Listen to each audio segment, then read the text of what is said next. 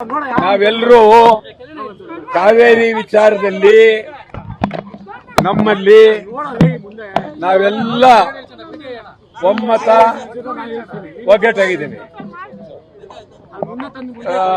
ನಾಳೆ ಒಂದು ಸಾಕಾಗುತ್ತಾ ಹೇಳಿ. ಆದ್ರಿಂದ ಅಖಂಡ ಕರ್ನಾಟಕ ಬಂದ್ ಕರೆದೇ ಕರಿತೀವಿ. ಹೇಳ್ತೀನಿ ಕರೆದೇ ಕರಿತೀವಿ. ಒಂದು ಕಡೆ ಮಹದಾಯಿ ಅನ್ಯಾಯ ಆಗಿದೆ, ಮೇಕೆದಾಟ್ ಅನ್ಯಾಯ ಆಗಿದೆ. ಕಾವೇರಿ ನೀರು ಬಿಡಬೇಕು. ಪ್ರತಿದಿನ 3,500 ಕ್ಯೂಸೆಕ್ಸ್ ನೀರು, ಸುಮಾರು 5 TMC ನೀರಾಗುತ್ತೆ.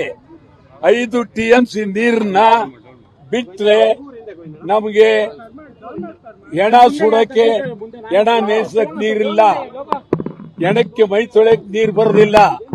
ಈ ಪರಿಸ್ಥಿತಿ DK ಶಿವಕುಮಾರ್ ಅವರಿಗೆ ನೇರವಾಗಿ ಹೇಳ್ತಾ ಇದ್ದೀನಿ, ಯಾವುದೇ ಮುಲಾಜಿಲ್ಲದೆ ತಮಿಳುನಾಡಿಗೆ ಒಂದ್ ಹನಿ ನೀರ್ ಬಿಡக்கூಡದು.